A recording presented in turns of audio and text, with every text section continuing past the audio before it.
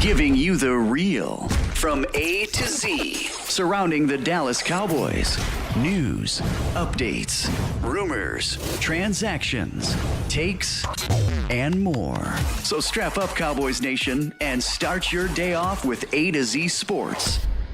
Live with Will Steele. 3, 2, 1. Here we go!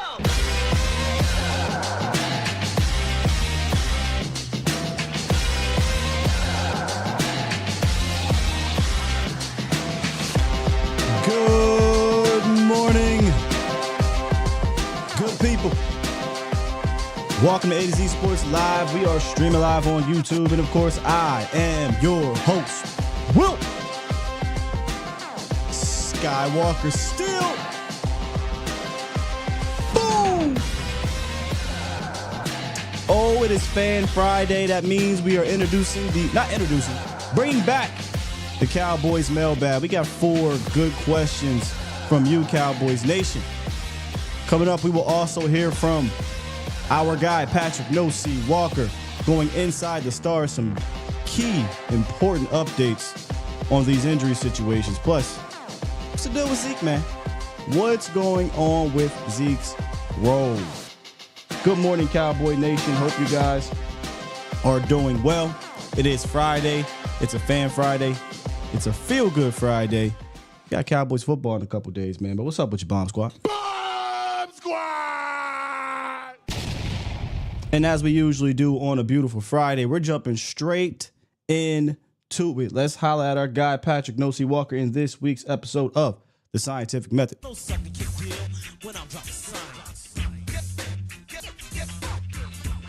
Good morning, good brother. Hey, yo, how goes it, my man? It is going well. We got some good news and some maybe not so good news, heading into this game. But I'm excited because we got Cowboys football, brother. How you doing? Hey, man, it's like you said, it's another week of Cowboys football. They're on a 2-game win streak. Their first of the young season, starting off October, the same way they ended September, which is with the W. Still some things to clean up, obviously, man. But an ugly win is still a win. All you can hope is that they learn from it going into what will be their biggest test to date against the Detroit Lions on Sunday. That's how I feel, man. I feel like both sides of the ball, this will be the most complete team they'll probably have seen. And that's with all due respect to the Ravens, but their defense wasn't that great. Yeah, no, and then when you talk about the offense, when you compare the offenses, I mean, yeah, obviously you have Derrick Henry to contend with, and you have the legs of Lamar Jackson to contend with when you're talking about the Ravens. But when you're talking about offensive weaponry, the Baltimore Ravens do not in any capacity compare to what the Detroit Lions can throw up against you. When you talk about Jameson Williams and Amon-Ra St. Brown and Sam Laporta, and then the backfield, which is, in my opinion, the best RB duo in the NFL, and Jahmyr Gibbs and 100%. David Montgomery, and then Jared Goff. I mean, 18 for 18. That tells you all you need to know about what he can do. Their offensive line, and they also should be getting Frank Ragnow back. So, yeah, it doesn't compare to me. Yeah, it doesn't compare. So, Detroit Lions are really going to bring some smoke for the Cowboys. They better be ready. So the football guys potentially will be giving the Lions Frank Ragnow. And they say, okay, well, if we're going to give them somebody, we're going to give the Cowboys somebody as well. So there could be a couple guys returning for Dallas, but giveth and taketh away. Pat, can you give us an update on the Cowboys injury report? Yeah, it's been a lot more taketh away. So let's start with some more bad news first. Is that potential bad news, I should say?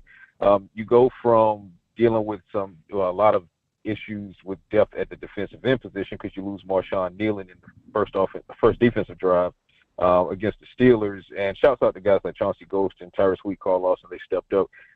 But now coming back to the linebacker core, neither Nick Vigil nor Eric Kendricks have practiced this week. So there have been 2 practices this week, and both have missed. Eric Kendricks is dealing with not 1, but 2 issues, a calf and a shoulder. He's not practiced Wednesday or Thursday. And Nick Vigil, who's dealing with a foot issue, has been sidelined with him getting rehab work done. Now, it'll be key to see if they do anything in practice on Friday and Saturday. I'm curious to see if they're going to be labeled as questionable or doubtful. Doubtful as far as how the Cowboys handle things feels like a death sentence as far as that game that's coming up. So we'll see, something to keep an eye on there. If one or both of those guys can't go, now you're dealing with a key linebacker depth issue, right, and you're missing your starting green dot and your backup green dot, which would then make Malik Hooker your green dot. You're reading my mind. I was just about to ask you, in years past, Dan Quinn would give the safeties the green dot. So Mike Zimmer is keeping that going here? Yeah, I had some conversations yesterday, and unless that changes in the next couple of days, them feels like there's no reason to change that, because Hooker knows how to be the green dot in a break glass in case of emergency situation. So no reason to rock that boat. But hopefully, one or both of those guys, Vigil and or Kendricks, can go. Zach Martin is dealing with a little bit of back tightness, I'm told. He set out practice yesterday. He was with the rehab group with Britt Brown and everything. But I'm told that there's not much concern there, but again, something to keep an eye on, especially when you're talking about an offensive line. Exactly, an offensive line that, lost Tyler Guyton last week and had to shift some pieces around. Shouts out to TJ Bass for stepping up. Brock Hoffman, obviously, Tyler Smith popping out the left tackle. Something to watch there, because although Tyler Guyton has been full participant in both practices this week, if he's not 100% healthy, I'm not going to be surprised if I saw Tyler Smith starting at left tackle against this Detroit Lions front that features Aiden Hutchinson with 8.5 sacks. So keep an eye on that. So, but if that's the case, then that means that although Tyler Guyton is medically cleared, he may not be 100%. So you definitely take 100% Tyler Smith versus Aiden Hutchinson versus, a 60-70% Tyler Guyton, who has already had his struggles thus far this season. Just wait till the young man gets completely healthy. But we'll see how that plays out. Now to the good news. Finally. DaRon Bland. DaRon Bland. Might be getting real spicy for Detroit by way of Bland. Okay, so Bland has not only practiced twice this week, but both of his practices have been as full participant. He has had no setbacks, knock on wood. Spoke with him yesterday. He said he still feels great, no soreness or anything. And he's taking the entire workload in both team practices. He almost had an interception in Wednesday's practice against Dak Prescott, not against Cooper Rush, not against Trey Lance. So he's running with the ones both of those days. And by all accounts, he looks really good. He told me yesterday that he expects to have some rust whenever he is cleared to come back. That could be as soon as this Sunday against the Detroit Lions. I think no later than after the bye week with the San Francisco 49ers. But he's trending toward the Detroit Lions. Like and that is stunning to me, how quickly he – just shout out to this training staff, man. Shout out to this training staff. Jamar and Britt Brown, they're like Mr. Miyagi working the hands over Danielson. Like, seriously, man. But, yeah, so that's the great news, is that although the Cowboys are dealing with obvious injuries and maybe some more, as far as the linebacker core is concerned, they might be getting a nuclear weapon back, which means we could finally see, for the first time as starters, because they've all played together, but not as starters. Not on the outside. This will be the first time as starters. Yeah, we'll see Trayvon Diggs, Jordan Lewis, and DaRon Bland maybe as early as Sunday. Man, that would be fantastic. But I noticed here, Diggs was out yesterday, but more so for illness, so not because of that ankle.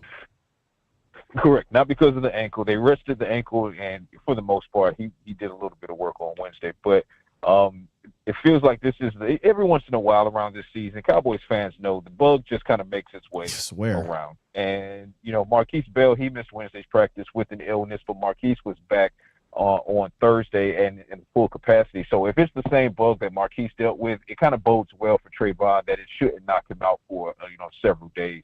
But we'll keep an eye on it, obviously. But the good thing, in addition to that being a short-term bug for Marquise Bell, which means if it's the same for Diggs, it should be short-term as well, is that Diggs isn't coming down with this on Sunday morning or Saturday afternoon. I mean, he came down with it on Wednesday night / Thursday morning. So he's got some time to kind of heal up, rest up, get some hydration, feel better, and be ready for the game.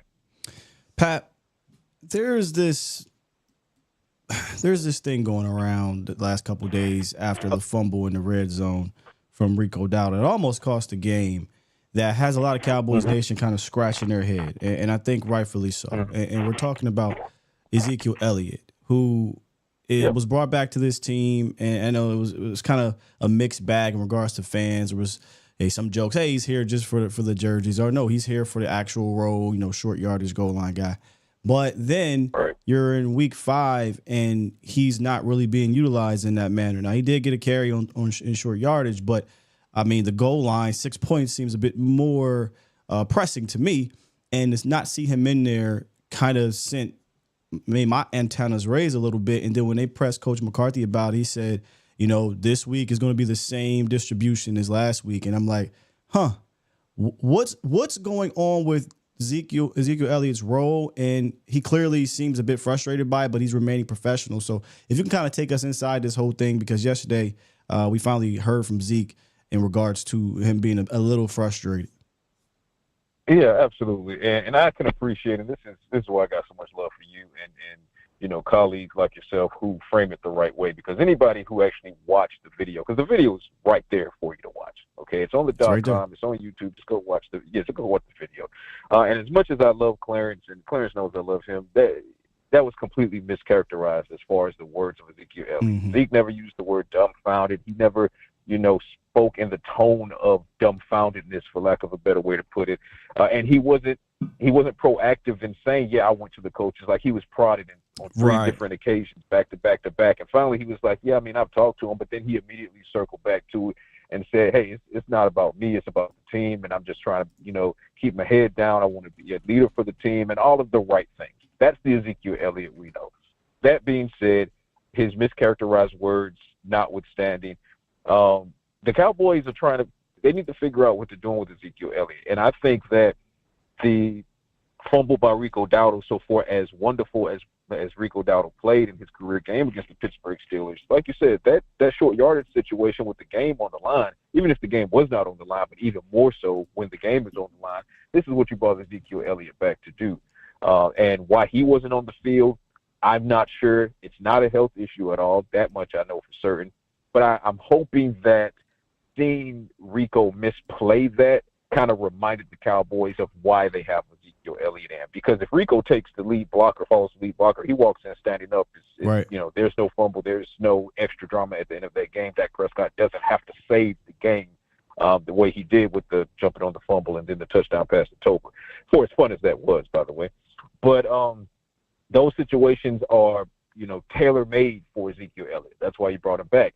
Earlier in the game, short yardage, shout out to Hunter Lipke as well. Hunter Lipke is kind of making it difficult on Ezekiel Elliott by way of just competition, because Hunter Lipke, he's showing that he can be the short yardage back, which we already knew, okay? But now we're starting to see that more, and, deactivating Deuce Vaughn for that game to make sure that you had more touches for Hunter Lipke, I think that paid off magnificently. But when you have Hunter Lipke on the field and they want to get him more touches, including in short yardage, then it's like, okay, so how are we balancing Hunter Lipke versus Zeke Elliott as far as short yardage is concerned, while allowing Rico Dowdle to continue to do what he does majority of the game in the mid to long yardage range. So figured out. I think they are figuring it out. But to be honest with you, still, I'm going to say it right now, like I've said it to our good friend Jazz from Girls Talk, Boys Talk, and I've said it to several other people over the past couple of days when this question has been posed. My gut feeling here is that they're playing the long game with the running back committee. They're playing the long game. And something tells me that because you're looking at a situation where Zeke's not a spring chicken. No. He's not, right? So this feels like a situation where, yeah, let Rico go off. Let him have his thing. Let him do his thing, because he's starting to ramp up. You started Zeke in Cleveland, and you started Rico, and now Rico is showing what he can do. I think it's given McCarthy the idea of, okay, later in the season, late November, going into December, late December, should Rico start wearing down, because we're not going to pretend he hasn't had some injury issues in the recent past, should Rico start wearing down, we have a fresh Zeke right here to combine with Hunter Lipke, and then maybe Dalvin Cook, depending on how that rolls out. I think that might be the thought process. I can't confirm that because they're holding that close to the chest. But I say that to say, if we look back on all of this in late December and you see that it was Rico really eating all the way up to maybe say Thanksgiving, and then quote unquote suddenly you see Ezekiel Elliott getting more and more and more, then that means it was the plan the whole time.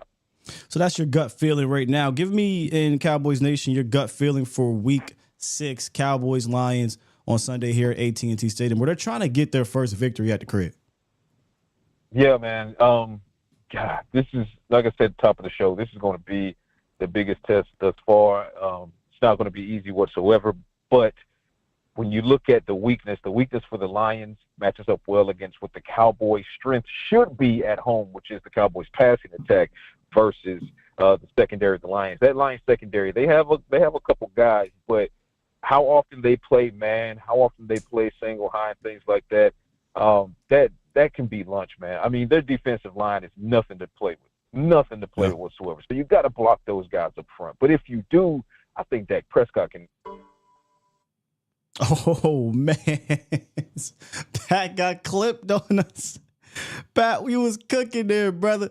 Shouts out to my guy, Patrick Noy Walker, our insider, DallasCowboys.com. You heard what he said. If they can block it up front, Dak Prescott can cook them. He did that last year. They added a couple different pieces, or they'll have different pieces as well that didn't play against the Cowboys.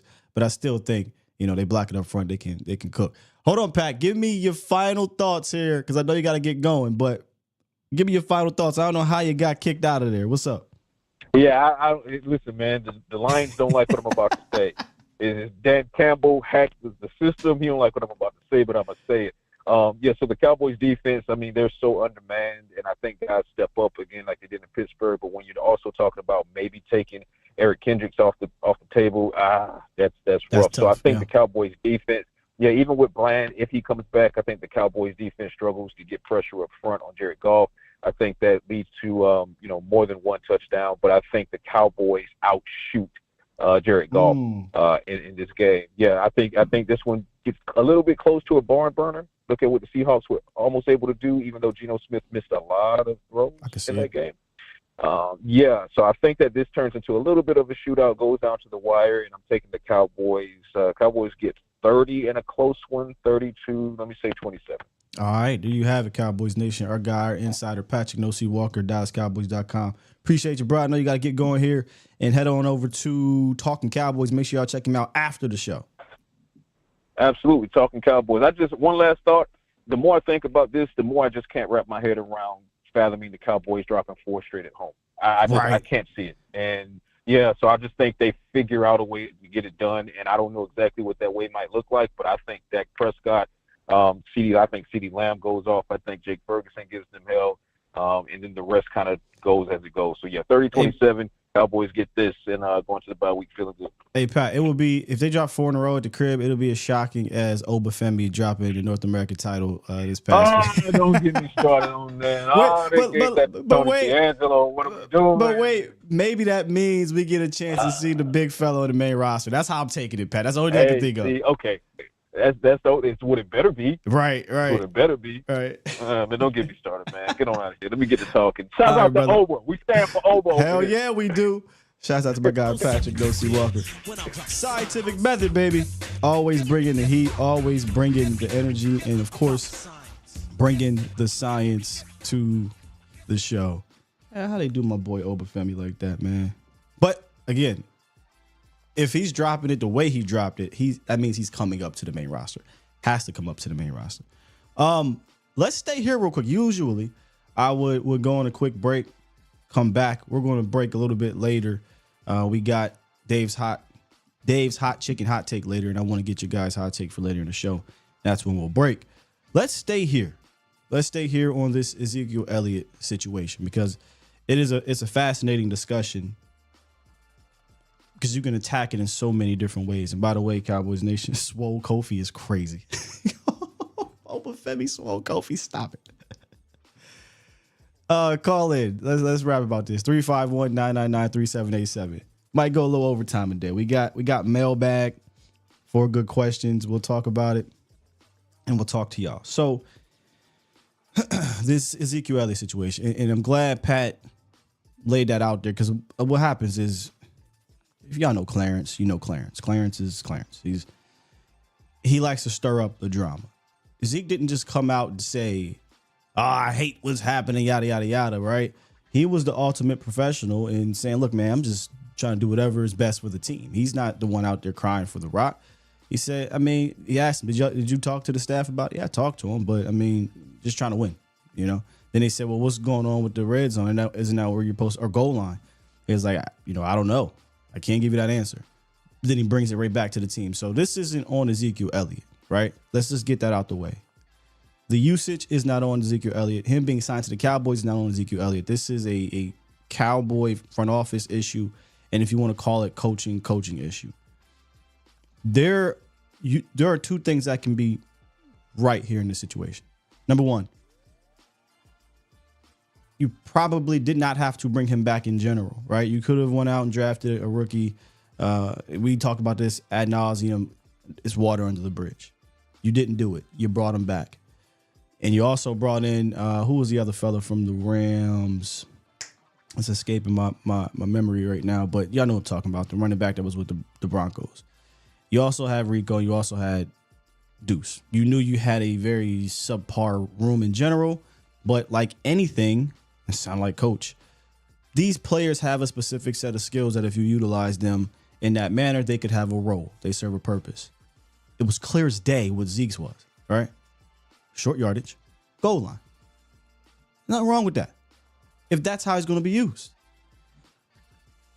Up until that carry with against the Steelers, he really hadn't been used in that manner, right? Not at least not enough.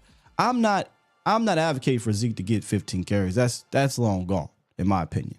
But he does serve a purpose if they are going to use that purpose. You get down there, game on the line, on the 1/2 inch yard line. Should have snuck it, but whatever. And you don't go to Zeke. Now I question, what is the point? Why is he here? If you're not going to use him for what he's here to be used for, and then when you're pressed about it, oh, it's just like anything, we're going to have the same distribution and yada, yada, yada. Okay. Now we get down here to the goal line again at the 3-yard line, and Rico can't punch it in. Now I'm looking at you, coach. I already looked at the front office for even bringing him back, knowing that you weren't going to use him in that type of capacity. Now I'm looking at you, coach, because now you got to do things to win ball games. I don't know if there's something telling him to be on this game day roster. I don't know if there's an imaginary voice in the back of Coach McCarthy's head saying he needs to get 6-8 touches or whatever. I don't know. All I care about is use him for what he is good at, and that is having a nose for the end zone. And if you're not going to use him in that manner, then use Hunter Lipke in that manner. So I say all this to say, why is he here? Why is he called up if they're not going to utilize him to what he does best, to his strengths? Let him go find a team where he can play. I don't think you're going to miss him. Clearly, you're not going to miss him. The Cowboys' run game hasn't been good with them. The 6, 5, 7 carries you give them, right? You ain't using them in the red zone. So use that roster spot for something else. Call up Dalvin Cook, see what he got, whatever. But if we're going to get post-bye week 7, 8, 9, whatever, and Ezekiel Elliott is still not being utilized in the red zone, I say move on. Move on. What say you, Cowboys Nation? Before we get to these mailbag questions, let's get a couple calls. 205. What it is, what it do? What's going on, Scott? Not much, man. How you doing? I'm trying to figure out, man, this is what I need to know. How is our defensive line going to match up against their offensive line when we're playing all basically second and third and fourth and fifth and sixth and seventh stringers? Repeat that one more time, brother. I'm sorry. I said, how's our defensive line really going to match up against their offensive line? Oh, well. When we're really playing like second, third, fourth, fifth, and sixth and seventh stringers? Well, it's a mismatch. There's just no way around it.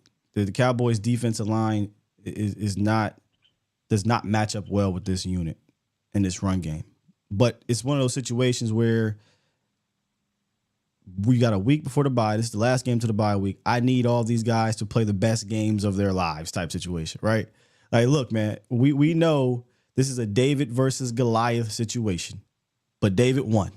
So I need you to be David in this situation this week because they have the look. If there was a scale, right? Hey, I got a question. From 1 to 10, Using where their that defensive analogy, line ranks and where their offensive line ranks and where your defensive line ranks. Their offensive line is probably 8.5, 9. Your defensive line is probably at a 2. That's a huge disadvantage. What's your question?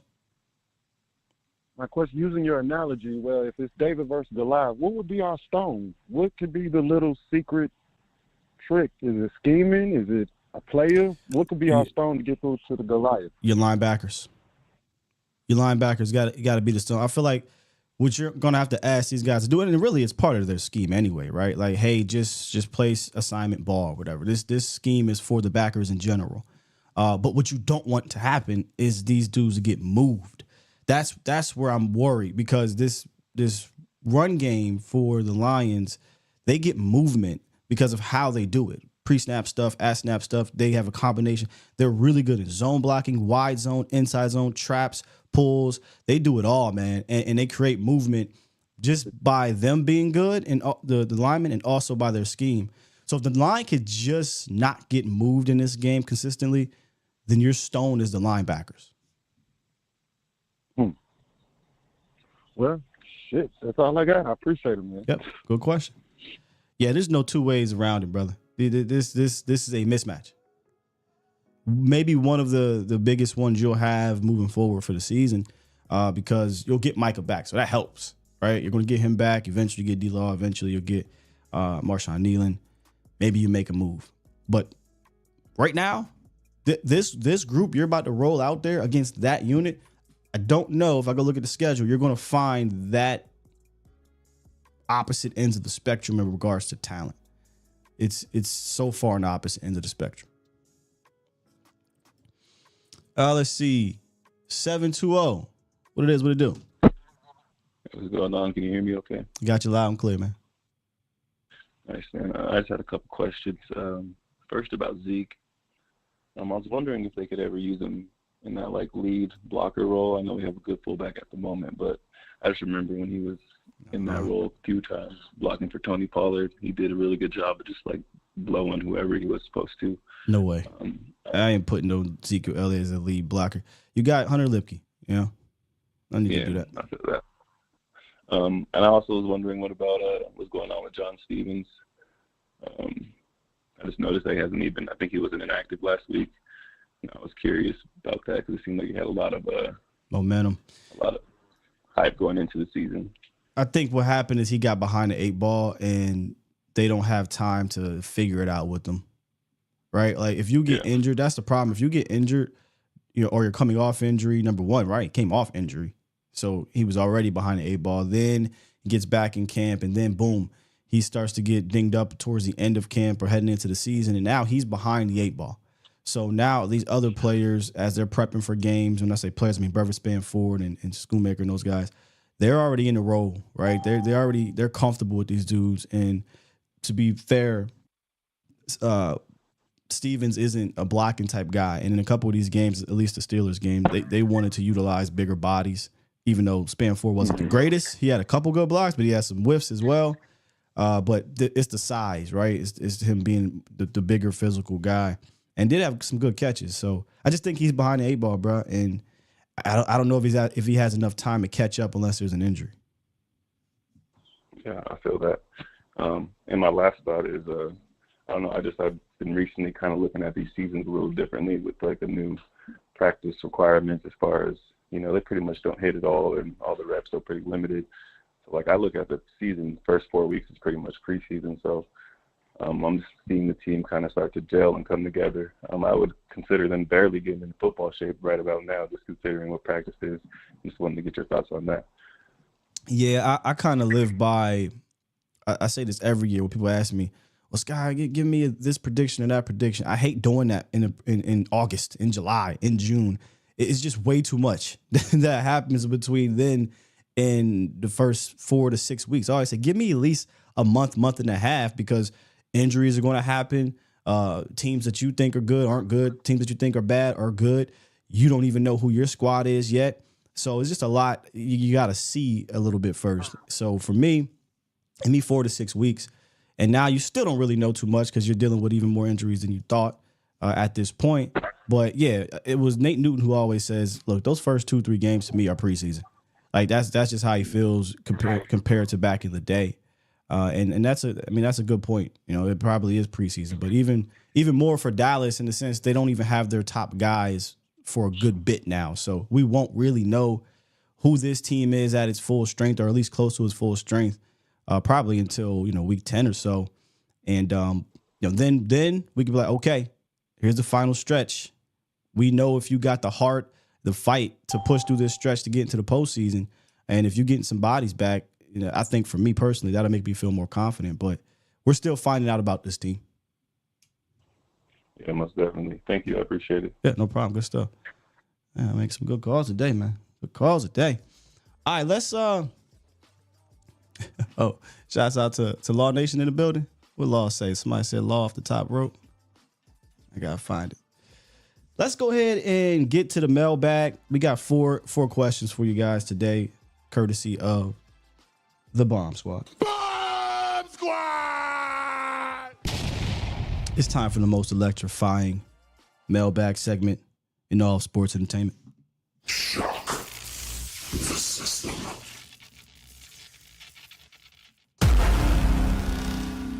It's time! Time? It is time for The most electrifying move! All right, scumbag, pay attention. It's time for mail call. You've Got Mail.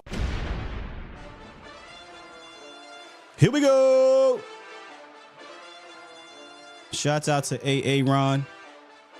Always coming with the good questions when we drop these mailbags.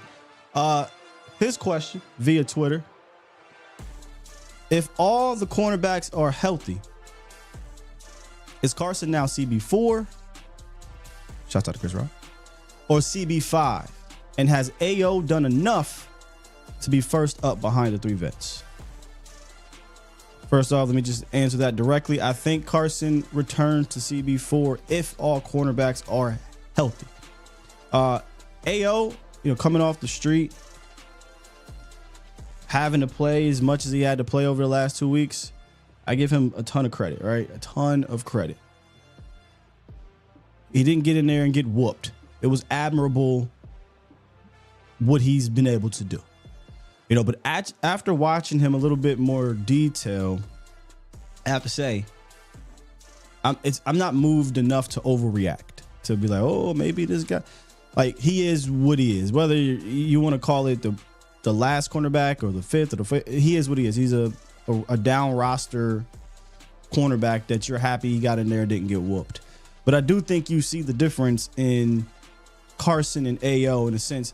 Carson has that click and close ability that AO doesn't have yet. Or I say, yeah, he's a veteran that doesn't have. He just doesn't have that. Last week, didn't give up any touchdowns or big plays. I mean, he did give up a big play. I'm sorry. Pat Freiermuth kind of put him in a blender. 4 receptions on 5 targets, I think for like 47 yards or whatever, in the big play to Pat Freiermuth. But it wasn't, you know, nothing really moved me there. And that's not a knock on him. It's just I'm not willing to overreact to that game one way or the other. He is what he is to me. So I think there's a higher upside with the rookie. Now, again, we're talking cornerback 4. So we're talking about a guy who, if somebody gets hurt, somebody need a breath or something, then he goes in there. Neither of these boys are going to play that much if the top 3 cornerbacks are available. So I'll say this, though. If you want to, like, ease Kalen Carson back in or whatever, sure, then AO, you know, could be the CB4 until Kalen Carson is eased back in. But either way, I'm not moved enough after last week's game or the week before either, because he got beat a few times in that Giants game, but Daniel Jones is just trash. So, and again, no knock on AO. I just not moved. Not moved. I'm not saying I'm moved by Carson all crazy. I just think the upside is there for Kalen Carson, and you've seen his physical ability a little bit better in the few games he's played. Number 2. Shouts out to Drew Armstrong. Believe here on YouTube. If Tolbert continues to have good weeks, what do you think Brandon Cook's role would be once he returns? Good question. Again, I'll start off by being straightforward. I think Cooks becomes your wide receiver 3. one of the key elements in Jalen Tolbert being wide receiver 2 in a system, I think for the most part is going to rely on some contested catches, at least so far, right? Is you got to have that frame. You have to have the frame to be able to consistently deal with it. And Tolbert has been able to do that. He already has a high catch percentage in general, but the contested catch percentage, right? Those comeback routes, those stop routes with guys hanging over his back, he's catching a lot of those. 66% contested catch rate leads the team. Brandon Cooks this year, 28%. And you can see the difference. That's not what he's supposed to really be doing, in my opinion. But more important than where Brandon Cooks falls on the depth chart is how is Brandon Cooks used. We keep talking about this for the first 4 or 5 weeks of the season. To me, that's way more important. Because if you bring him back and you're not going to utilize him, say, in the way you used Turpin this past week, then what really changes? Like, his value continues to decrease. If you do decide to utilize him and what he does best, right? Get him on these overs, allow him to get to the top of 15 yards and make these defensive backs. Is he going to continue? Is he going to run an out? Is he going to run a 9, a post? At the stem, he's still really good if he's moving forward and not having to come backwards. Now, granted, he was hampered with injuries. Maybe that played a factor. But if they use him to his skill set, think about that. You got Turpin and Cooks out there, healthy Cooks. I'm mixed up all the time. You're putting a bind on this stat or on this defense to where, okay, which one of these dudes is running deep? Which one of these dudes is doing the orbit motion? Which one of these dudes is catching it short on a drag route and can go 15, 20 yards because of the speed? Which one is doing that? Oh, snap. We're going to play back because one of them is going deep. Now you got all this room underneath for the other guy to run it over. So I've always said this. You have the receivers with a certain set of skills. If you utilize them that way, schematically, you can have a prolific passing offense outside of Dak and CeeDee Lamb. You can have a prolific passing offense between Dak, Lamb, and Ferg, right? But these other guys have a specific set of skills. Use those skills. So I think he goes to wide receiver 3. But more important question I would like to know, I can't give the answer to, is how would they use him? That is the most important question to me, Cowboys Nation. All right, back to the phone lines. Let's wrap to our guy Willie Mays, the MC. What's good, Willie? Willie, what my bad? They got me calling you Willie Mays in the chat. Willie, I got you here as Willie. They done trolled you. They done trolled you and I'm Willie Mays to the people. God damn, man. God, they done got me. You in the phone line of Willie Mays too. It just instinctually I said Mays. But what's up with you, man? Yeah, they won. The people have won. Hey, do me a favor, brother. I don't know if you got me on speaker because it's like real muffled. If you do, can you take me off? On speaker, and I just got these whack headphones. Give me a second. Let me take them off. All right, it's the headphones. 1 second. Okay, so Willie Ways dipped out. We'll get you back here, Willie Ways, in a second. Let's wrap to D Shift before we do that. Good morning, D Shift. I got you, Willie Ways. Just give me a second. I'll talk to D Shift first. Hey, good morning, man. My fault. You good? Yeah, dog. Is there any sliver of I don't want to use the word hope, but like our run defense, right? Like from what happened with the Ravens and Saints game, and then we thought it was gonna be all doom and gloom with Pittsburgh, but the numbers were just overall like I mean just people. Man, tell them people to come watch this show, because if you came and watched this show, you knew the Cowboys are going to play good run defense against the Steelers. The Steelers ain't built like that. That's what's up, man. And I think it was more or less just due to how bad the team was. We felt like anybody was just going to be able to run it on us, right? I mean, yeah. Like I wouldn't. I mean, honestly, man, I've been out of pocket, man. So I really haven't been able to tune in the show. So that's my bad, bro. No, it's all good. But So are you saying, or is there any hope this week? 'Cause this week is different than last week.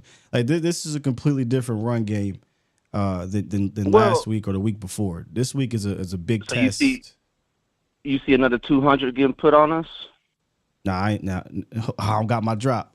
Hey y'all, no, I didn't say that. that's from that's from a previous show. No, I didn't say that was going to happen. But if that were to happen, would anybody be shocked, given the team you're going up against and which you are rolling out there, especially if Eric Kendricks is not there? So no, I'm not saying that. But what I am saying is, in my opinion, do not expect to go out there and hold this team to 1.1 yards per carry. Okay, what I need from them, D-Shift, is in the moments, just hold down the fort in the moments. So if they're going to run the ball on you a little bit, but they get down to the 20, 25, 15, hey, just don't break, right? Just don't break. Hold these boys to 3 if that's going to be the case. Now, if they do go out here and hold them to 1.1, 2.2, 3 yards per carry, I mean, they did exactly what I was wanting this front to do, play the best ball of their lives, because that's what they're going to need to do to hold them to 2 yards per carry they've been giving up the last 2 weeks. Don't see that happening this week, but I think there's better chance of them running for 200 than you holding them under 3 yards per carry. Put it that way. Yeah. I think the only chance we really have is if, because I feel like the Lions' secondary, their pass defense isn't the greatest, right? Yeah, they got one of those. Could be a little leaky, yeah. Yeah, they got one of those rankings I was looking at. I know you can't go off that too much 5 weeks in, but their run defense is one of those that's real. It's, statistically they're good, but it's maybe because teams are just choosing to pass on them, right? Not when you watch the film. They're legitimately good run defense. The straight, all right. Yeah. Well, they were last year too, and they got better players this year because they got Liam McNeil and DJ Reader back, so they're a legitimate run defense. Yeah. Yeah. Okay. So I think the only chance we really have to protect ourselves from their rush attack is if Dak just comes out slinging, man. He's going to play Superman again, and then you force the Lions to try to want to compete with that, go toe to toe. You lean a little bit more on Goff, in which Goff is going to hopefully make some mistakes for you. He's done it in the past. He's not a perfect quarterback by no means. He's more like a stats guy to me. The irony of you saying that, because I agree, he's not a perfect quarterback, but damn it, he was perfect last game. Like literally, he was 18 for 18, 262 yards and 2 touchdowns last game. But the odds of that happening again are pretty slim to none. So yeah, he already has 4 picks this season. So that's kind of where he's at. He has the ability to have real great games, but he's not a great quarterback because he doesn't do it consistently. Mm-hmm.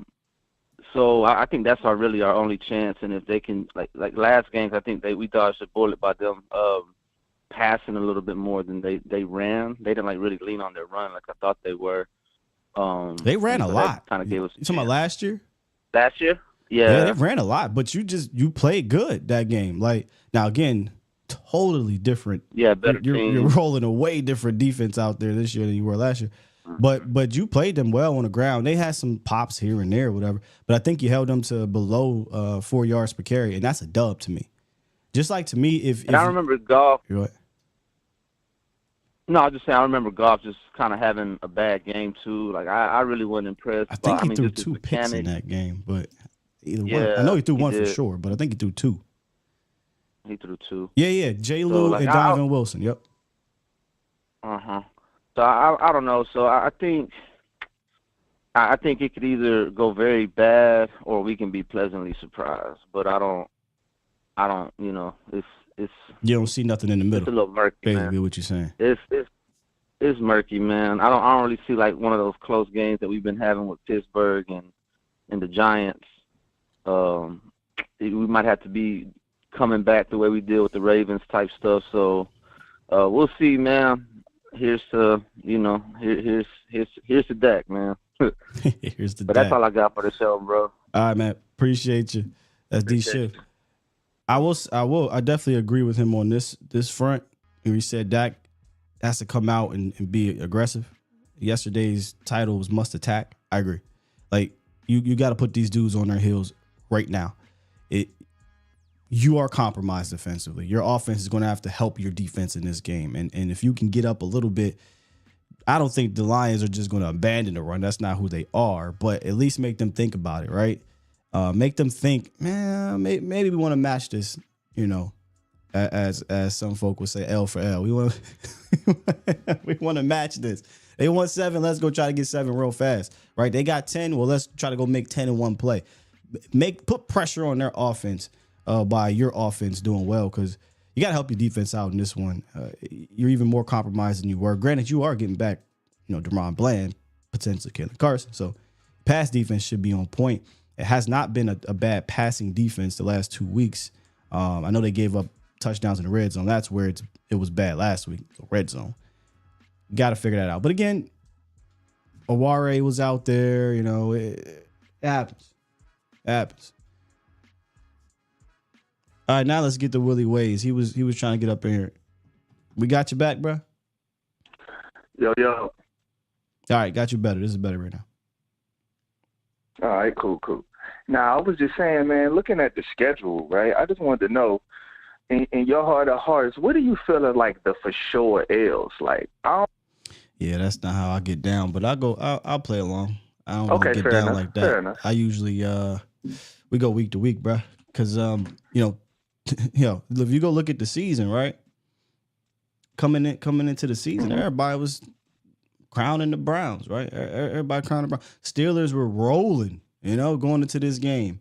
So, you know, things change. Guys are out. You know, people get injured. The Niners weren't playing good ball till last week. We don't know what the Falcons are going to be. They're up and down.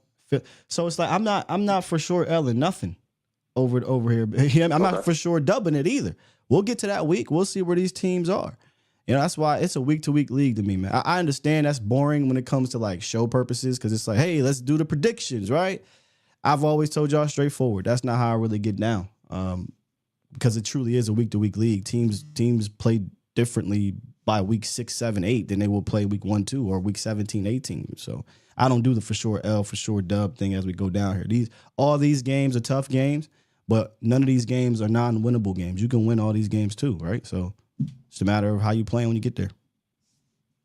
Right. Now, when you say all the games is winnable, are you meaning by just the overall general theory of, like, you know, week to week, or do you just based on where you could foresee the team being, you know, let's assume we get our players back and thing, you know, like the general theory of we were supposed to be. The general theory of week to week. Now, don't get me wrong. If you continue to get clipped, right, you continue to lose your Micahs and D-Laws and Blands and Sams and Nealons, and then that, come on, man. Now we're talking about, you know, you're just depleted in that sense. So, but you are getting these guys back. You haven't lost everybody for the full season, and you just need to go 1-0 at that point until these guys get back and you feel a little bit more confident in your personnel. So, you know, that's just me, Willie Ways. I'm not sure how long you've been here. I just don't do this whole, you know what, we 17-0, or you know what, we gonna lose 10 in a row. Like, nah, man, that's not how the NFL works. Fair enough. Okay, no doubt. Yeah, I was just looking at the schedule, and it was just like I'm just feeling optimistic. I'm not feeling like real down in the dumps about a lot of these teams. You know, which, like you said, every week. But a lot of these teams, I feel like these could be W's for us, man. You know, once we get back, you know, to where we got to be, I just think our season can end up better than a lot of people are expecting, even some Cowboys fans. When you have a franchise quarterback in caliber of Dak Prescott, you're never out of it, in my opinion. Now, the Saints game may be one thing. You are out of it, but you're never really out of it. So you just play here or there, the ball bounces here or there, and you never know, really. But there are going to be games, there's going to be matchups where it's not about you never know. You are the better team. Right now, though, you're so depleted, it's tough. It's going to be tough sledding, but that's the nature of the game, bro. So just hunker down, stay in it, and make the plays at the end of the game. I hear you, man. But all right, though, I get at you, bro. Hey, man, and let me do a song for the show one day, man. For the chat, for everybody, dog. And I never got a chance to really go, because I told you I don't be on IG, but I did accept you. I have to go back. I have to go listen, and I promise you I will listen. And if I'm impressed, I got you, bro. Send me a song, and we can play. Let's do it. Yeah, for sure, man. I'll make one like a custom one for the show. You know what I'm saying? That'd be dope. So yeah, That'd be dope. Definitely check me out. All right, but I get at you. I'll holler at you next week. Yes, sir. Man. All right, big dog. Yeah, it's not. It's not great TV, as they would say. You know, we've been so conditioned, and I get it. Prediction shows are important with shows like this, 100%. And if I had to do it, like if this wasn't my show where I can control it, yeah, whatever. We'll do predictions. Cool. But it's my show, so I don't have to do it in that way. We can do this thing my way. And I like my way better, man, because each week when you really dive into these teams, you see, yeah, that's a tough matchup, but we can do this too. So if they don't come, you know what I mean? It really is exciting diving into these teams and each week in detail and seeing these things that really, when you go look at the big wigs, the big networks, they're not breaking it down in that manner, except for like NFL Live sometimes does. Shouts out to my guy, Darius Butler, DB. He on NFL Matchup, love NFL Matchup. I love this since Jaworski and them boys and back in the day. They do stuff like that. But these big shows that y'all really watching, it's low-hanging fruit. They're going to lose because they lost last week. You know what I mean? And then that team wins just like they did with the Cowboys, right? Cowboys losing to the Steelers because they can't stop the run. If you listen to my show, wait a minute, the Steelers don't run like they can't run that good. So they can stop the run. I bet they can stop the run. What about the Pet? They don't throw the ball that well. It's Pickens and Fields. No, I think the Cowboys can get this dub. And here's why. Big wigs, they see 3-1. They see Cowboys injuries. They see Cowboys, getting ran on. Oh, this is a loss. That's not how I roll, man. Let's get to the third question in our mailbag segment. Let's do it.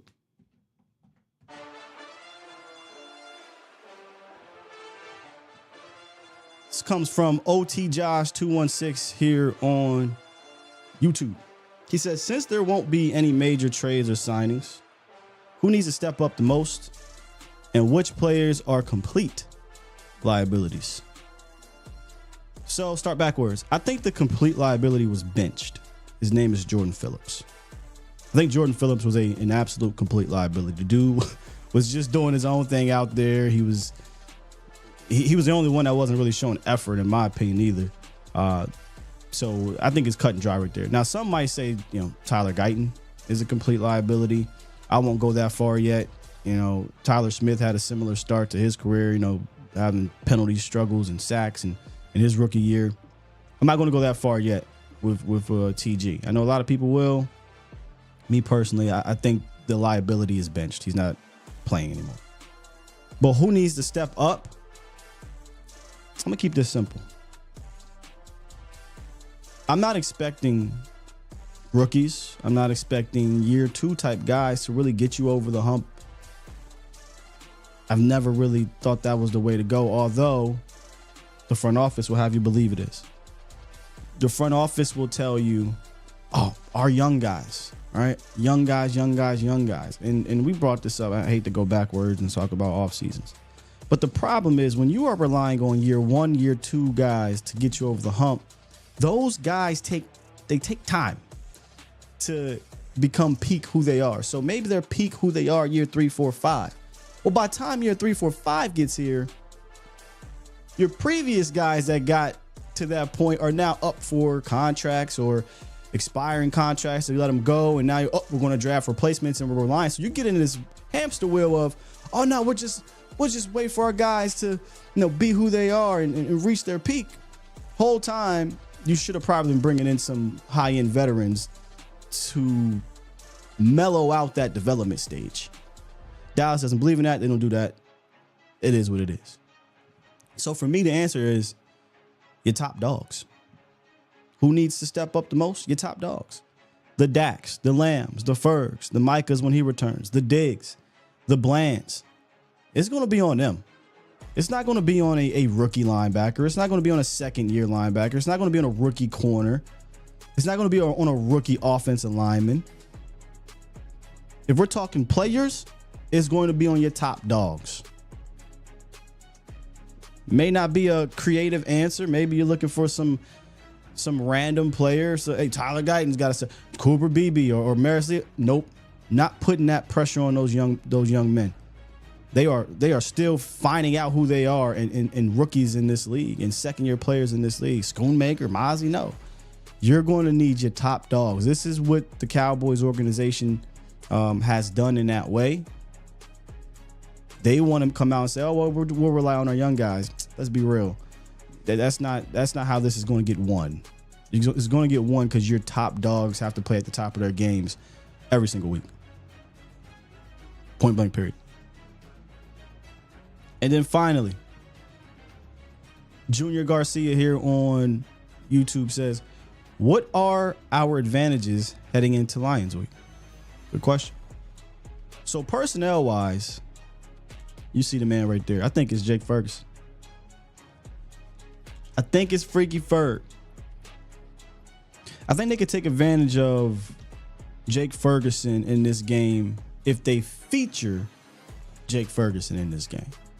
The Lions are giving up almost 11 yards a pop to tight ends per reception of this. That's a first down every time they touch the rock. Jake is averaging around 10 or so, and he's starting to heat up, right? Like, you see Jake Ferguson I said this on Twitter, he's starting to develop this Kelsey-like feel for the game, the nuance of the game. And he's always been underrated as an athlete, but now he's starting to put together the small details that just make him even better, really. I know he hasn't scored just yet, and I think that could be a remedy in the red zone, get Jake Ferguson involved in the red zone. But for as talented as this group of linebackers are, Rodriguez, talking about the Lions, Rodriguez, Campbell, Azzaloni, and Barnes, that's a talented group. I don't look at any of these backers as guys that can cover Jake Ferguson. Brian Branch is he can cover, okay? So there's that. But I still like Ferg against anybody out there. So how do you get Ferg loose?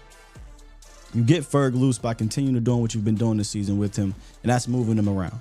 Jake Ferguson leads the team in shift/motion route runs, and he leads the NFL in yards out of shift and motion. And what have we talked about with the Detroit Lions this week? They are susceptible to play action. They are susceptible to pre-snap movement, post-snap action. A lot of teams are, but the Lions are up there. Dallas is number one, by the way. I don't know if y'all saw that statistic. The Cowboys defense gives up the most yards when dealing with pre-snap and after-snap motion. But the Lions are vulnerable in that sense too. So let's get Ferg on the move. Let's get him matched up with one of these backers. Let's add some play action with it and get him, down the field behind it. Because if you can do that, now we're getting chunk plays to guys not named CD Lamb. And they do play a lot of man. We talked about this the other day. They have upped their man rate. They're top 5 in man coverage. You watch the Seattle game, you see them get burnt on they play some cover 1. You see them get burnt on that by, I believe it was DK Metcalf. Lamb, maybe you motion him in the slot, get him up the field. You send Ferguson underneath. But I do think you can dial it up. Coach Mike has to just pick up that phone. If Coach Mike picks up that phone, you can get some big plays, but not just the CD Lamb, but Jake Ferguson. I think that's where you have an advantage at in this game. And play action. Just in general, you utilize play action a little bit more than you did last year. I went back and watched just to get a feel because I went into that game noticing on film they are not good against play action. But what did Dallas do? They ran 6 play action plays. I think 4 or 5 of them were just shotgun, half-ass, put the ball in the running back, and then drop. That's not real play action to me. We showed the plays yesterday. When you show real run action, pre-snap type of stuff, post-snap, they're aggressive. They bite. Let's get in that bag. Remain creative, coach. You were creative last week. Don't come back home and get back into this stagnant stuff. Remain creative. So there you have it, Cowboys Nation. Good questions by you guys. So here's what we're going to do. We're going to take a little breather here. Before we do that, I want you guys to think about this. Next up, we are doing our Dave's Hot Chicken Hot Take of the Week. But once again, I want to know your hot take. Give me, and look, we can have fun with it. I get it. But I want a realistic hot take this week, similar to last week, like what I did last week. Give me a realistic hot take this week for our Dave's Hot Chicken Hot Take segment. And the best one we will utilize on this beautiful Friday. We'll be right back. You're listening to A to Z Sports. Do it live! At some point, hoping to broadcast In front of the millions of Cowboys fans to bring you the real. But for now, strap up and here's your host, Skywalker Steele. I'm Luke Skywalker. I'm here to rescue you. We'll do it live.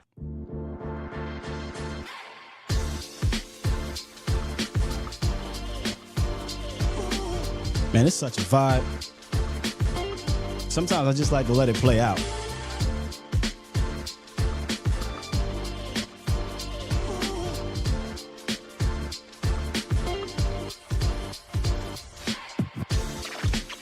Let's see them, Cowboys Nation. Let's see your hot takes for week 6. What you got for me, man? What you got for me? You can also still call into the show. We'll get into that after 351-999-3787. Let's get right into it. Our Dave's Hot Chicken Hot Take of the Week. If you love America's team, you will love America's chicken. With their juicy hot chicken in all levels of heat, from mild to reaper, and their bomb size, yes, bomb, including the crinkle cut fries and the mac and cheese. It's your go-to spot for hot chicken. If you're in the McKinney, Plano, and Waco area, stop in today. Lunch, dinner, leftovers, whatever. Dave's Hot Chicken has got you covered. Okay, let's see. The Kane background's crazy. That's a good one. It kind of does look like the Kane background, don't it? You know me. I like to put a little sizzle on it. Put a little sizzle. All right, let's see here. AZ, I know this ain't a hot take, but you trying to probably trigger me. Florida reminds me of Michael Irvin. Toxic Tom, my hot take. Dan Skipper catches a touchdown versus Dallas. So I was on that. I told you guys yesterday, I was on a Lions podcast yesterday reviewing the game or previewing the game. And he asked me what was one of my bold predictions. I told y'all the bold prediction for Jordan Lewis. The bold prediction I gave for the Lions was first play of the game. Reporting as eligible. Number 77 or whatever he is. Dan Skipper. And you know, Lions fans go crazy. People laugh on the sideline and they're going to try to get him the ball or just flat out just have him in there. So Ricky Wheat. He says, hot take. Zeke gets cut soon. I don't know. That's a hot take though. I mean, that's a real hot take because personally, I feel like Jerry Jones, that's his guy. Now they cut Dez and Jerry loved Dez, but that was an off season. That's a hot take though. I give you it. The angry Cowboys fan, shouts out to him. He said, hot take, Jalen Tolbert will have more yards than CD Lamb. I think he did last week. So we're talking about back-to-back weeks. I wonder if that would be the first. Did he have more yards than him last week? Let me see real quick. I'm pretty sure he led the team. Yeah. He led the team. 87 yards last week. So, I mean, he did it last week. If he does it again, I wonder, at least in the last 2 seasons, if that would be the first time in back-to-back weeks that a receiver not named CeeDee Lamb has led the team in receiving yards. Okay. Let's see here. Okay, Alpha Mason, this could be a hot take. He says, hot take, Dallas takes another home L. That would be 4 home losses in a row.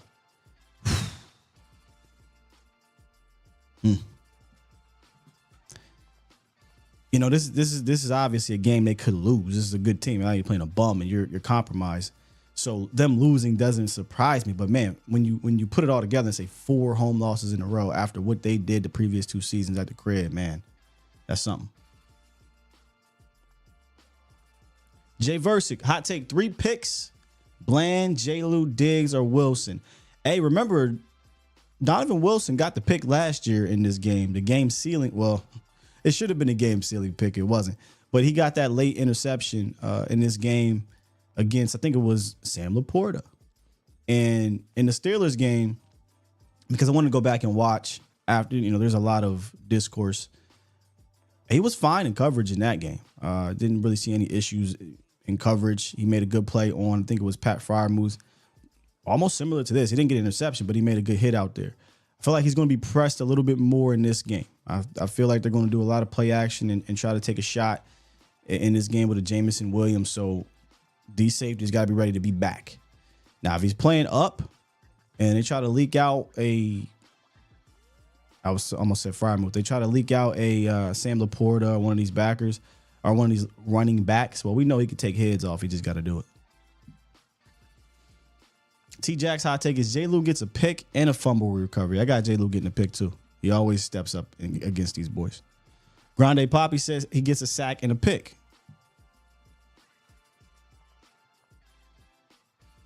T-Roy, hot take, pick six king DaRon Bland gets a pick six in his first game back. That will be amazing. Glenn says hot take, Overshown tip pass, pick six, game winner. Remember, Overshown said, if I get a chance to end the game again on an interception, I ain't dropping it. I can dig it. Another pick six from Overshown from Darren.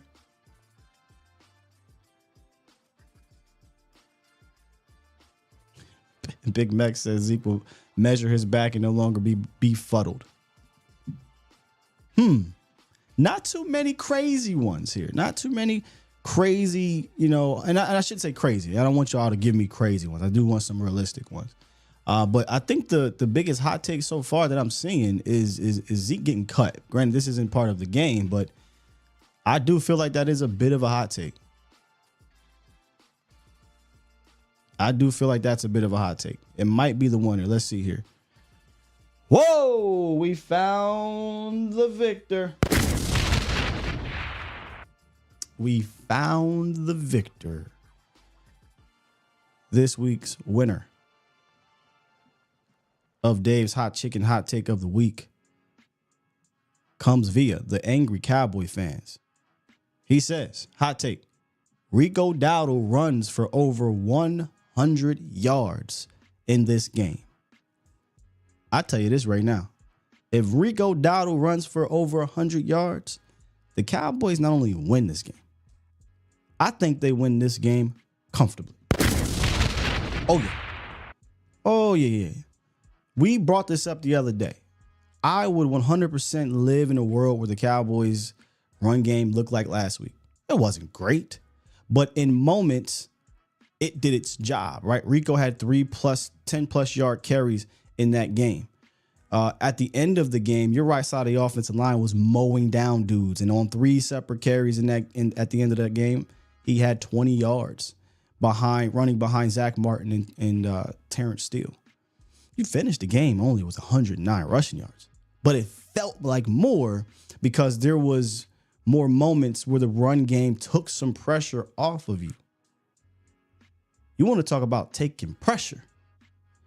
If one guy, Rico Dowdle, has over 100 rushing yards, that is immense pressure. And if you go look at the record of Dak Prescott when, the team does rush for 100 yards, or at least a player rush for 100 yards, one of the best in the business. So there you have it. The Angry Cowboys fan with the hot take of the week, Rico Dowdle will rush for over 100 yards. I like it. I love it. I like it a lot. Shouts out to Dave's Hot Chicken. Make sure if you are in the area, you go check those guys out. Hey, and if you do, let me know how you like it. Each place, there's a lot of hot chicken places. They all offer something different. I like Dave's a lot. Y'all let me know how y'all like it. All right, let's get back into the chat. R. Williams said, I'll go with it. Durag. Hey, Mark said, I just got football horny. Hey, man, that's... D Shift said you're going to have to incorporate Kane's music. I might. D Shift, you know me, man.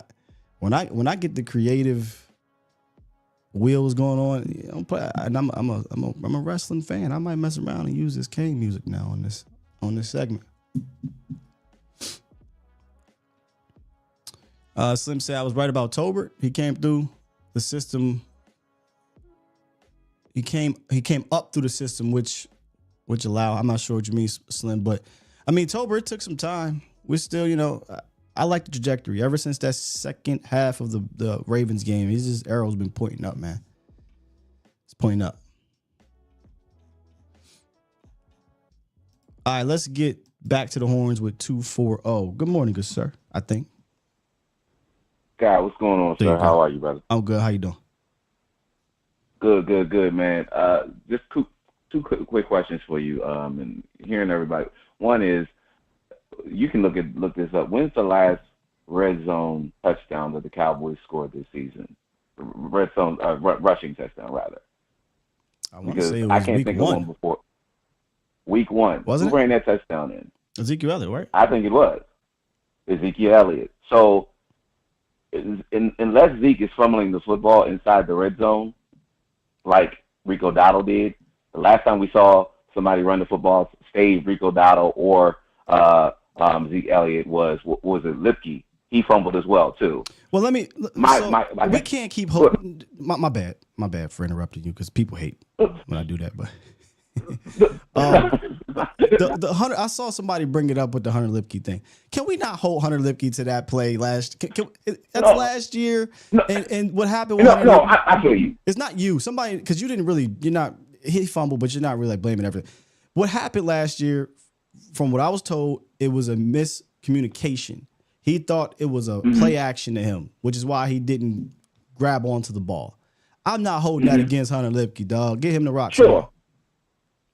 And I guess my greater point is that when we are not using the personnel that we have in the manner that we expected them to come in here to do so, can we really say that a player like – so if you gave that ball to Zeke Elliott and he fumbles the football inside the red zone and you tell me we're cutting Zeke this week, I'm rocking with you because you only brought him in here to do one thing in particular, and the thing that he's here to do, he didn't do. So that makes sense to me. Sure. But when someone tells me Brandon Cooks has lost the step and he washed now, but he's running 5-yard hitch routes, right. But we know that we're not putting him behind Jake Ferguson and letting him run drag routes or letting him run seams like we saw Cavante.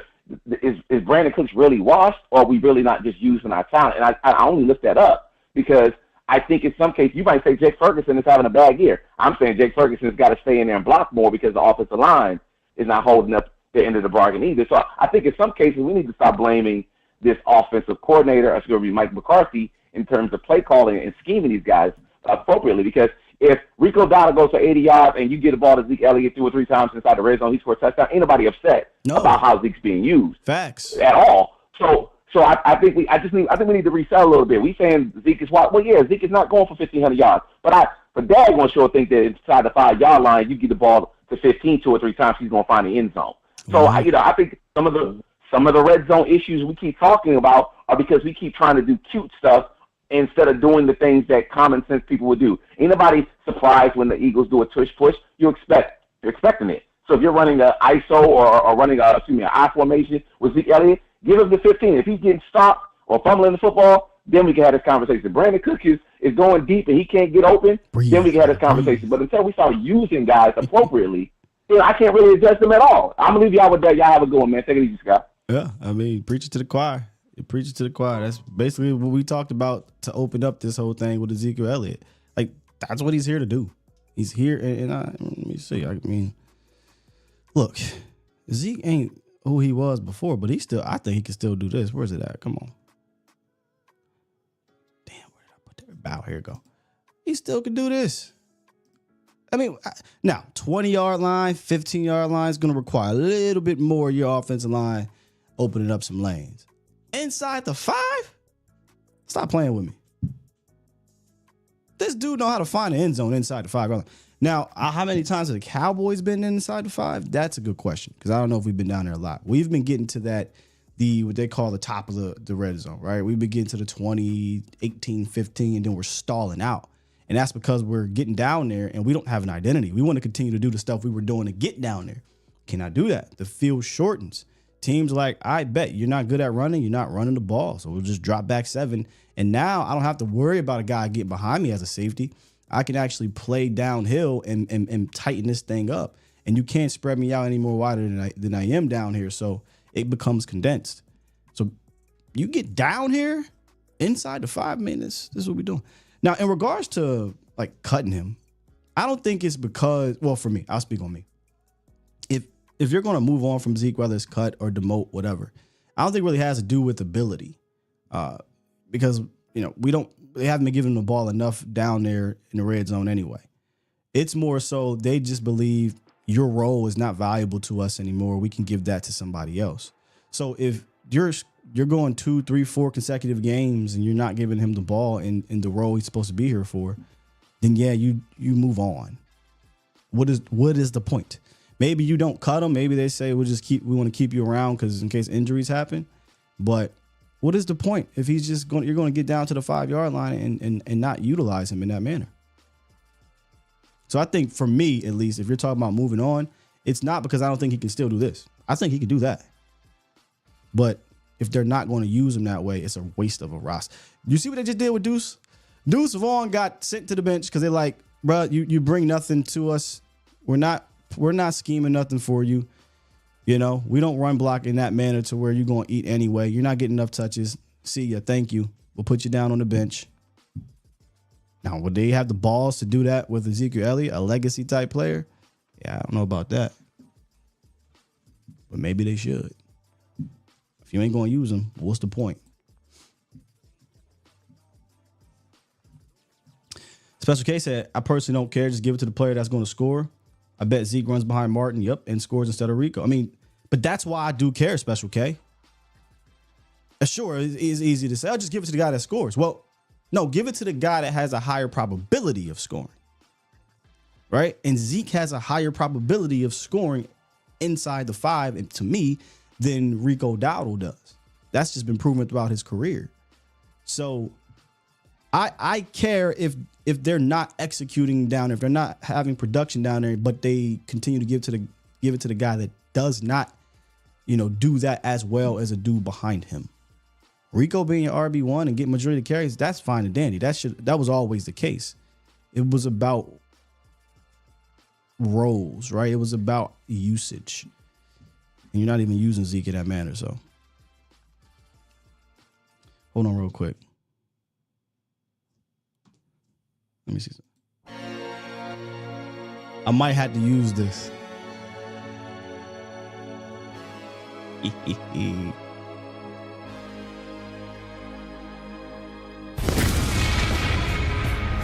Oh, yeah, it's on now.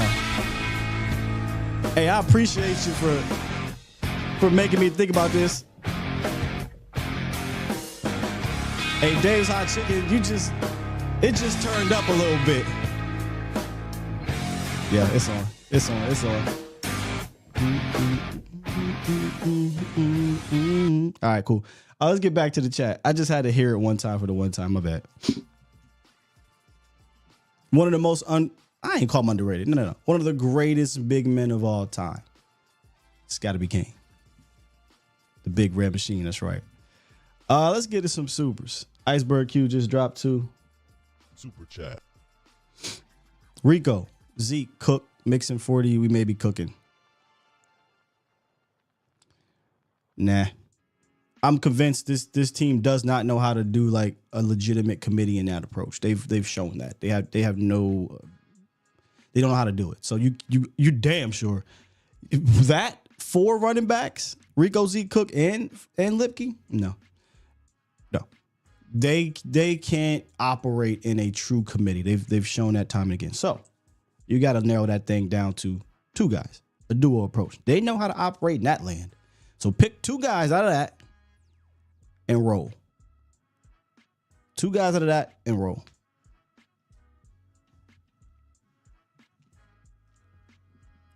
Emo Sky. Emo Sky's great. Oh, I love the fire. Hey, I love the fire emoji. So every Friday, we are now moving forward with Kane's Slow Chemicals theme as our entry into Dave's Hot Chicken, and I want to see the fire emojis in the chat.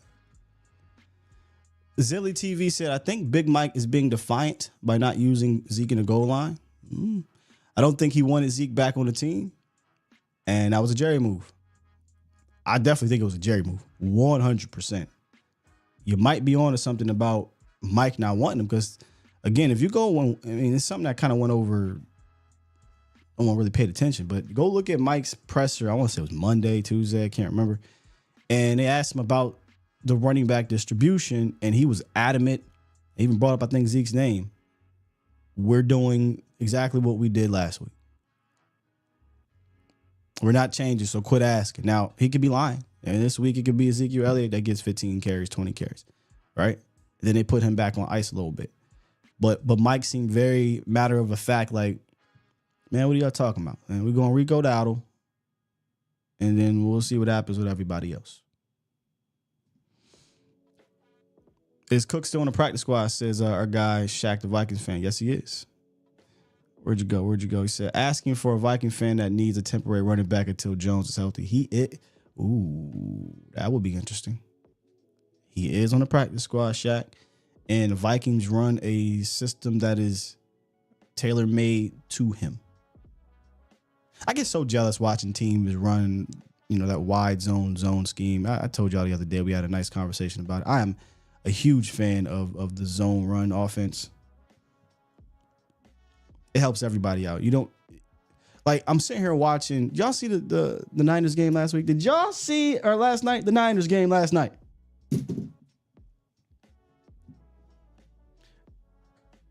Jordan Mason's a good running back, okay? Does anybody think Jordan Mason is the best running back in the National Football League? Isaac Guerendo. I love Isaac Guerendo coming out of college. I wanted to draft him. They didn't do it. Whatever. Isaac Guerendo is their third or fourth running back. He gets in the ball game and he tears it up. And I bring this up all the time for those who are adamant against zone. Who the hell are the 49ers offensive linemen outside of Trent Williams? Don't worry, I'll wait. How many Pro Bowlers are lining up? Not a lot. But they got an amazing scheme that is tailor-made through, or is run through zone. Now they add things to it, right? Pre-snap stuff, post-snap stuff, and then some tosses. Like, it's a creative run scheme. Bro, Isaac Guerendo and Jordan Mason getting the game behind this Trent Williams and the boys in this zone scheme and go off. They just go off. With no Christian Oh, by the way, Elijah Mitchell did it. Oh, by the way, Jeff Wilson did the same thing too. I can keep going and going and going. But I digress, man. But I'm sitting here watching that game like,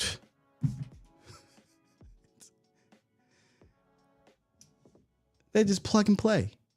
Now, you get a special back there, you get a special season in regards to Christian McCaffrey. But, man, it's so annoying watching teams be able to do that. What we want to do, we want to get in shotgun. We want to run straight downhill. We want to ask a rookie center who ain't never played center to try to do this duo, get to the second level stuff. He's struggling with that, man. He's struggling. I digress, man. Raheem Mostert. All right, another one. Brandon from Houston. Good morning, man. Hey, man. Good morning, Phil. Hey, look, I'm nervous about the Lions game. I mean, looking on paper with all our injuries and stuff, there's no way we should have a chance. But we got 4, Right. We got 4. Right. And as long as we got 4, and listen, I maybe I'm too harsh, but nah, Jared Goff got fear in his heart. You know what I mean? So if that can go up 10, 14 points and he starts pressing, he's going to turn right back into a pumpkin.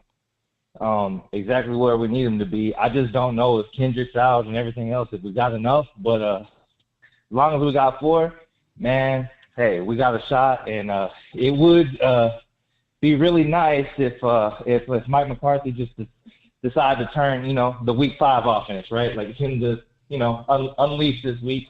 It'd be a really good time. And yeah, man. Man, no but yeah, holding back, If we somehow pull this off, I'm gonna call in crazy next week. I just want to let you know. Hey, I mean, look, crazy. Look, man, there's like you said, on paper, there's no reason you should win the game on paper, right? Because you're dealing with these injuries. What they do best, you do work, all that stuff. But the Cowboys, I feel like going back home on a 3-game losing streak, even though they're on a 2-game winning streak, I feel like they feel their backs against the wall. They're underdogs. I think they're better as underdogs. They got something to prove. There's no reason to be going back home and feeling all comfortable and, as front runners, et cetera, et cetera. So if they come out and play with that mentality, yeah, these boys can. I think the Lions aren't. Well, I think they're one of the most complete teams you're going to play. The Cardinals could have beat them. The Bucks beat them. The Rams played them tough, right? Now, they whooped all over the Seahawks, but, man, there isn't a juggernaut team right now, and the teams are figuring themselves out, and you can catch them as they're figuring themselves out, and if you get a victory, brother, what it can do for your confidence moving forward, I don't know if there's going to be another victory along the rest of the season. Oh, wait, yes, there is. San Francisco, but go ahead. Yeah, for sure. And what I want to say, last point, I'll let you go still, is like what I really liked about last week in Steelers thing. Detroit was on the bye week scouting us and all that, but we did stuff that we never did before. Is that dotted everybody up? You gotta guard Brevin Span forward and Lukey on 7 different routes and Turpin and all these different people. It's not just Lamb. If you take Lamb away, it showed that hey, we'll go other places. So hopefully that gives them a lot to think about. And I don't think their defense got a lot of studs on. They got one for sure. But that's a good eye. You're right. Mike McCarthy even brought it up. One of the things he was most proud about coming out that game offensively was that 10 different players touched the ball. So when that happens, the next week that team is watching that, like you said, saying, "Huh." It's not just going to be 4 and 88, put on the cape and do your thing. It's going to be, all right, cool. You want a triple team 88? Boom. Tolbert down the sideline. All right, bet. You want a double? Bam. Now I got Turpin. All right, now Turpin's being used orbit motion and stuff, and now we're faking inside and we're getting Ferg going outside. Oh, snap. Here come Hunter Lipke with a screen. Brevin Span 4, tight end 3, getting 2. Yeah, there's a lot that they put out on tape, and that's exactly what you want when a team is coming off of a bye week, because for most of their bye week, they probably were prepping for a stale-ass offense, right? So this is what they've been doing. 100% what I was looking at. And 100%. Now it's a little different. Now, coming off of week 5, McCarthy finally woke his ass up, picked up that phone and dialed creative, and this team got a little bit more to think about. Yep, and so, I'm looking forward to it, and I hope Jared Goff turns into a pumpkin and not Mike McCarthy. So that's what I'm hoping for this weekend, and hopefully we pull off, shock the world. We always come in as overachievers and no name, a front team runners. That shouldn't beat us whoops the hell out of us. Yeah. So a team that punches us in the mouth. So I would love for us to be that team. I would love for us to be the team that always whoops us, right? So, all right, have a great day. Appreciate all you do. Appreciate you, B. I'll tell you this, man. Granted, it's Dan Quinn who was here the previous 2 seasons. Jared Goff ain't played great against the Cowboys. Last year's game was almost just a perfect defensive performance until the end. I don't know what Dan was going through his mind. He went soft, and I don't know. And he did just kind of bink, bink, bink all the way down the field for what would have been the game tying, but they went for 2. That ain't my problem. But in general, overall, Goff in 2022 was not good against you. I don't think he was good against you last year. Dan Quinn had that man's number. There's no Mike out there. There's no D-Law. There's no Sam Williams. That's a tough task. But I don't think Mike Zimmer is a slouch either. So maybe Goff goes in this game and he's seeing ghosts. Like, all right, here we go, man. Against this Cowboys team for the 3rd consecutive year in a row playing in their crib where he has not played well. Let's try to get over this hump. Maybe Dan Campbell looks at that and says, all right, Goff, I know it's been tough playing here, so we're going to help you out. We're going to lead on this run. Either way, you put a little bit of heat on Goff. Yeah, he gets a little wary. The difference, though, you don't have the individual talent to put the heat on them, so they got to do it more creatively. Could be without Eric Kendricks, and he was dialing up the heat last week more than he did in the previous game. So you are undermanned. On paper, their offense should have a good day against you, but the game ain't played on paper. You got a bye week coming up. You can throw the kitchen sink at these boys, and offensively, shoot, you can score a rock. I mean, you just got to convert in the red zone. That's been the problem. Let's be real. You convert in the red zone, you can score points here on this team. All right, one more. Let's get Splendid Poppy before we head up out of here. Good morning, man. What's up, Will? Good morning. Quick little thought that I wanted to throw in there. I like tuning into all the pressers and all the stuff that, pretty much everyone, starting with you. You open up my day, and thank you. You're the one that starts, you set the mood, and I appreciate that. But a lot of people need to tune into that stuff because the main thing that Mike McCarthy said on the last presser was he doesn't want to create tendencies. He don't want to create tendencies for other teams to catch on and get to him early, I believe he's holding back because that second drive on the Cleveland game and then the way he played on this last game, I don't like to hear that. You can tell it's a whole different ball game. Yeah, I don't like to hear that. I'm gonna be honest with you, Splendid Poppy. I don't want to hear my coach talking about I'm holding back. I know, dude, but that is not. The only reason I see why he's holding back because I think they caught on to him early before these other years because he comes out hard, wanting to score, doing this and that. And I'm assuming that's the only reason why. When he didn't come out swinging last year. He came out slow as hell. Oh, yeah. Look, the reason why I'm hard on Mike McCarthy this season. Last season, you could argue, okay, this is the first year in the system, whatever, right? But you had all offseason to build on top of what you did well last year when you discovered what you did well, right? And then this is how you come out. And you're gonna I don't know if he said this, but you're saying this to me, and now you're pushing to the fan base. Well, I'm holding stuff back. That's the NFL, sir. Every game matters. I'm not holding anything back. In fact, I would love for you to catch on to my tendencies because you know why? Now I got a counter to it. Now when you think I'm about to run X, Y, Z, I'm doing ABC. That's what a good coach does. Or how about this? We are so good at this. We're going to run it till you stop us. And when you try to set up to stop us, bow, that's when I hit you with the counter. So me personally, brother, I'm not hearing, oh, let's hold it and save it for the playoffs. And, oh, let's wait till nah, man. You need to get on your footing early so that you know what you're good at. And when teams discover that, you can now counter that. But that's just me. Maybe, not everybody thinks the same way. I don't like holding back. That's what I wanted to talk to with you, Will, because I know you were going to hit me back with this, and that's exactly what I want to hear. Because I think it's still Jerry on top controlling that little, scheme on complimentary football, and we're not going to spam Lamb. We're not one of them Sam Darnolds that's just going to spam his number one receiver and expect for him to catch it. No, we want to play complimentary football and make sure we make the play to throw the pass to the wide open receiver. And, it's just a show for them. Everything's a show for them because that's what makes the money. So That's what I see. I believe Mike, if it was him in charge 100%, he probably would because that's the type of coach he is. And I don't think it's him and Foley that's holding back. I believe it's the whole organization itself that's holding back. I don't know why. I don't know what they're doing. I hope we figure it out soon. But, Will, I really appreciate your thought on that. And no your problem. Input because that's what I really wanted to hear because that's what we need, bro. We need these guys to step it up and get out there because why? Exactly what you said. I'm not going to repeat what you said, but you said it, 100% right on the money. So I appreciate that, Scott. I appreciate that. For everyone, y'all have a good day. Salute. And a great weekend, and let's get this done. Appreciate you, Splendid.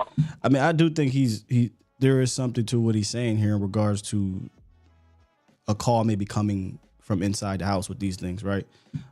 That's the dynamics of this organization. And that's why, to me, for those who are new, I've been saying this for years, you need somebody that is not scared of butting heads with Jerry or Steven or whomever. You need somebody who says, I don't care what you want. I believe this is what's best for the team. And if we're winning, what are you going to do? Fire me? We're winning. If it doesn't work out, cool. I'll go down my way. Frank Sinatra. I think that was kind of the issue with other coaches, right? Remember at the end of who was it?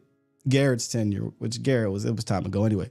But Garrett was like, please, sir, can I please get the play calling back? And they said, no, sir. What the hell you got to ask Jerry for? Oh, that's because that's the type of coach you are, right? You cool with being a yes guy and being told what to do. I'm the head coach and I'm going down with the ship. You ain't like how Kellen was calling it? Snatch that playbook back. And either we going into the playoffs on my back, or you're getting fired. But, I guess it's easier said than done. People maybe be scared of their jobs or whatever. But I don't get, as a coach, coaching in an environment that way. I don't get it. How can you put your best foot forward if you got a leash on you from dudes who don't even really probably pay attention to the small details of what's going on?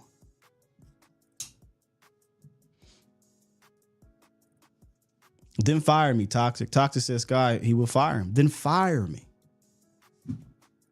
Fire me. That's how I feel. If you have a problem with how I'm doing things but it's working, you're gonna look stupid, not me. Cowboys fire head coach after 8-2 start. Damn, why the hell they firing the head coach? Find out behind the scenes he refused to give up. Ain't gonna be and guess what? I'm getting a job. If it's working, I'm getting a job. I bring this up often. I'll leave it here. If you look at the two biggest points in Jerry Jones' Cowboys ownership, the two biggest turning points of his career was Jimmy Johnson, who didn't take no shit, and Bill Parcells, who didn't take no shit.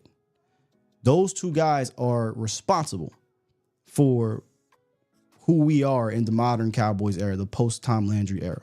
Now, not a whole lot of success post-Bill, but Bill ushered in this era. I think what you see with the Cowboys right now is started because of Bill Parcells kind of putting us back in being a competitor, and then obviously giving us Tony and D. Ware and so forth and so on. But those two guys butted heads with the front office, and what you got out of that was something good. Now, it's not always going to happen, but yes men, usually things would just remain the same.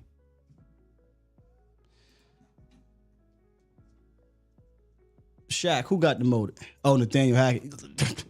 I'm looking at that situation like, hey, bro, just let me go. Now, Jeff Albrecht, I'm really excited for him to get his shot. By the way, this is now we off the, we're in overtime. For those who watched the show this offseason when we were looking for potential defensive coordinators, granted, it would have been a lateral move, but Jeff Albrecht was one of my top guys. Really like him. I think, Robert Saleh gets a lot of the credit over there in New York, but Albrecht really is the mastermind behind that defense. He probably should have got a shot at head coaching, but see, defensive coordinators at head coaches, that's tricky. Either way, he's auditioning now. We'll see how he does. Maybe Robert Saleh goes back to being a defensive coordinator. That's usually how it works. But when the interim coach, the second day says, oh, I'm ripping that. You're not the offensive coordinator no more. Nathaniel Hackett's an offensive coordinator. He's a play caller. What's the point of keeping him around? Unless he's just there to be Aaron Rodgers' soundboard, because Aaron Rodgers loves Nathaniel Hackett. Now, again, we're talking about money and fire guys. But if he can say, hey, we will still pay you, but we're letting you go, hey, just let me go. I'm going to do it. Sit here and twiddle my thumbs. I ain't a quarterback guru. I'm not a running back. Like, I'm a play caller. Not a good one, but I'm a play caller. So let me go. Yeah, right. That's Aaron Rodgers' guy. That's probably why he's going to stick around. Aaron Rodgers is going to be being and moaning and crying like he does. He needs somebody to be and moan and cry to. Dude got to be the biggest whiner in the sport. All right. I read one super. We got icebergs earlier. Shouts out to Get Right or Get Left. Super chat. He dropped 5. He said, your ascension has been nothing short of astonishing. So proud of you. Just a small donation for the church's building fund. Salute to you, fam. No, salute to you. Get Right or Get Left. Comments like that, man, mean a whole lot. Appreciate that. And yeah, that $5 will definitely go towards the new roof we need here at the church, right? That's what they tell you. But thank you, man. Yeah, Hackett's not. I don't think Hackett's like that, bro.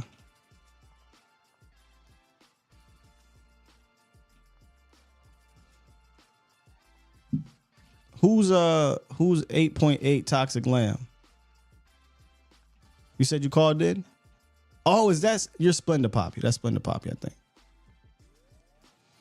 Right, I think that's Splendor Poppy. Look, if it's the truth, right? If he's purposefully holding back, I don't look at that as anything positive, man.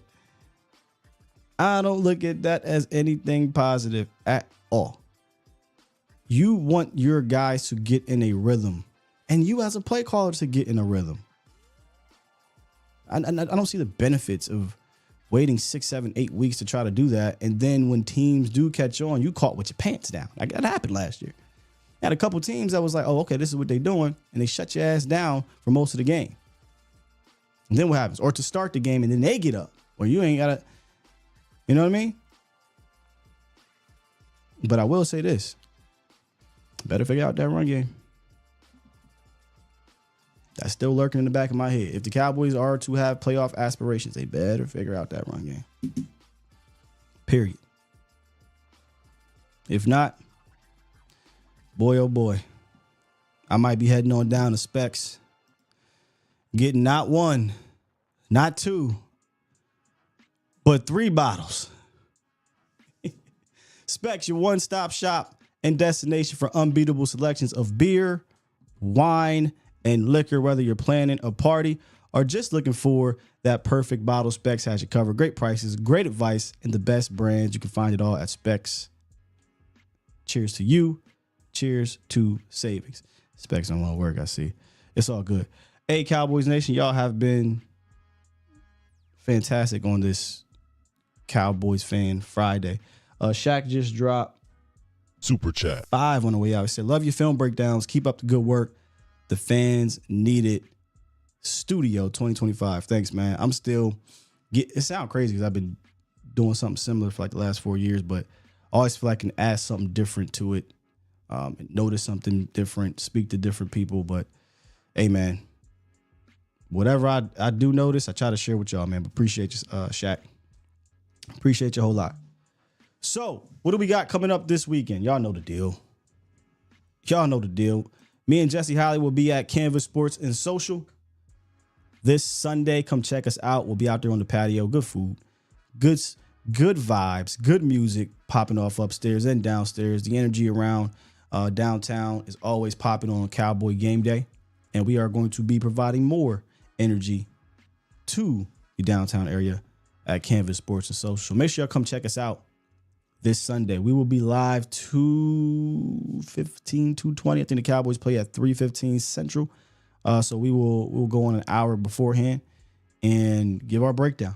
You know, we'll get Jesse's opinion on some things, give our predictions, and see what happened. Hey, last week we hit on that one. I don't really like predictions, but just something felt right about that one. But we'll see. We'll see what we got coming up. With that said, let me get up out of here and push this button. Push the goddamn button. Push the goddamn button.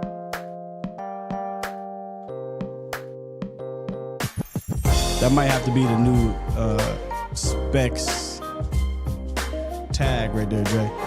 Anything is possible. Anything is possible. Hey, man. Wine, spirits, liquor, food. Specs got you covered, man. Love y'all. See you Sunday. Peace. This how we going out, though. Hold on. This how we going out because y'all done got me in my bag now.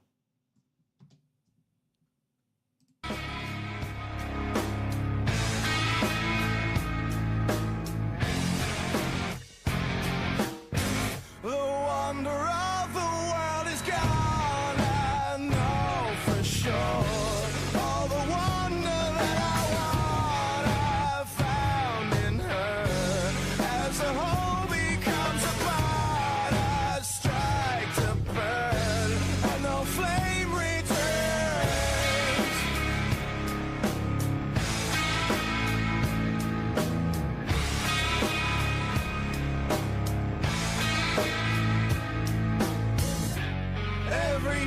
tuition fair.